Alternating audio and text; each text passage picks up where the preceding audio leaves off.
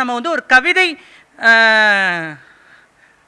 தொகுப்பு வாசிப்பை பற்றி ஆரம்பிக்கலாம். நான் வந்து வெண்ணிலாவா அவர்களை அன்போடு அழைக்கிறேன். உங்கள் கைத்தட்டலுடன்.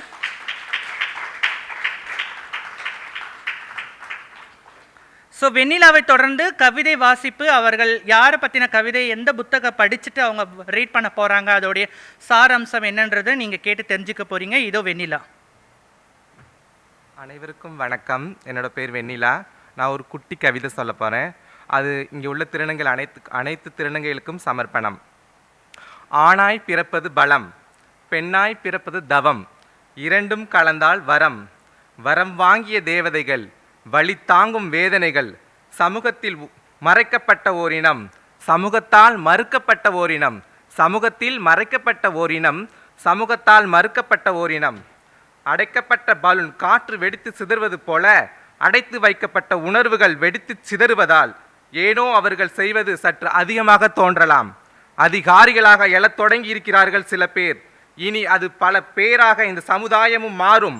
முடிந்தால் உதவி செய்யுங்கள், இல்லை என்றால் ஒதுங்கி செல்லுங்கள். தயவு செய்து கிண்டல் செய்யாதீர்கள், அவமானப்படுத்தாதீர்கள். விதி வலியது. உங்கள் வம்சத்திலும் ஒருவர் பிறக்கலாம், உங்களுக்கும் வரம் கிடைக்கலாம், அதன் பின்பு அனைத்தும் புரியலாம். நன்றி. சனா அவர்களை அன்போடு அழைக்கிறேன். அவங்களும் ஒரு கவிதை வாசிக்க போறாங்க. யாரை பத்தி அப்படின்றத பார்க்கலாம். எல்லாருக்கும் மாலை வணக்கம். என் பேர் சனா. எல்லாருக்கும் ஒரு மாலை வணக்கம். நான் ஒரு குட்டி கவிதை சொல்ல போகிறேன். சாதிக்க பிறந்தவள் நான்.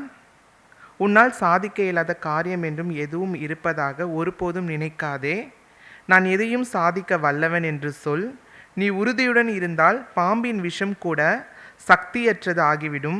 பலமே வாழ்வு, பலவீனமே மரணம். சாதிக்க பிறந்தவள் நான். விதியின் பலன் இல்லை என்றாலும் முயற்சியின் பலன் கட்டாயம் உண்டு.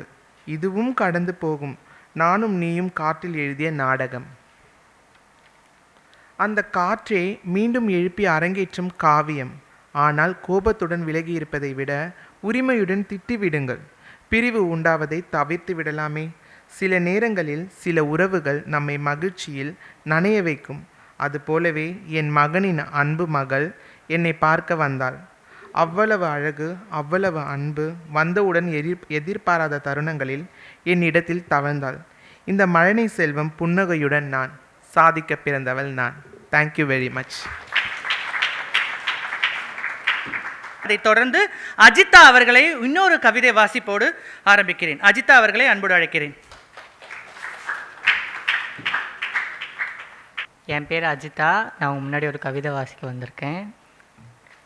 மாதவம் ஏதும் செய்யவில்லை நான், குறியறுத்து குருதி நனைந்து மரணம் கடந்து மங்கையானேன். கருவறை உனக்கில்லை, நீ பெண்ணில்லை என்றீர்கள், நல்லது. ஆண்மையை அறுத்தெறிந்ததால் சந்ததிக்கு சமாதி கட்டிய பட்டுப்போன ஒற்றை மரம் நீ. விழுதுகள் இல்லை உனக்கு, வேர்கள் உள்ளவரை மட்டுமே. பூமி உனை தாங்கும் என்றீர்கள், நல்லது.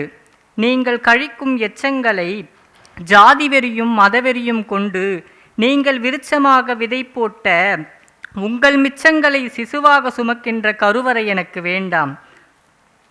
நீங்கள் கழிக்கும் எச்சங்களை ஜாதி வெறி மதவெறி கொண்டு நீங்கள் விருட்சமாக விதை போட்ட உங்கள் மிச்சங்களை சிசுவாக சுமக்கின்ற கருவறை எனக்கு வேண்டாம்.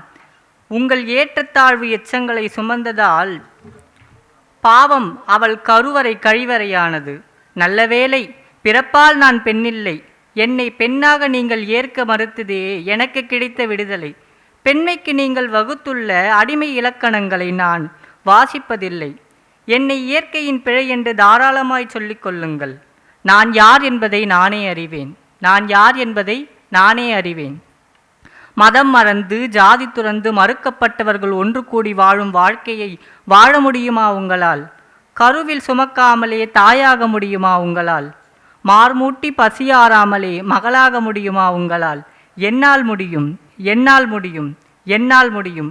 உங்களின் ஆணாதிக்கக்குறியை அறுத்து கொள்ளுங்கள். நீங்கள் யார் என்பதை அப்பொழுது நீங்கள் அறிவீர்கள். பிறகு சொல்லுங்கள் நான் பெண்ணில்லை என்று. நன்றி, வணக்கம். இந்த கவிதைக்கான பிரபலமான தோழி வந்து கல்கி சுப்பிரமணியம் அவர்களை நம்ம வந்து இங்கே வந்து பாராட்டியே ஆக வேணும். திருநங்கைகள் அரவாணிகள் அப்படின்னு சொல்லக்கூடிய போது அவர்களுக்கான ஒரு விஷயத்தை வந்து குறியறுத்தேன் அப்படின்ற ஒரு கவிதை தொகுப்பு நூலை வந்து வெளியிட்டு ரொம்ப அழகாக வந்து அதை சிறப்பாக இது பண்ணாங்க. பிறகு சொல்லுங்க நான் யார் என்று, இப்பொழுது சொல்லுங்க நான் யார் என்று அப்படின்ற ஒரு மொழியோடு ரொம்ப அழகாக பேசின 3 இளம் தலைமுறையினருக்கு ஒரு முதல் மேடையை கொடுத்ததற்கு அவங்க கவிதை வாசிப்புக்கு மிகவும் ரொம்ப அழகாக இருந்தது.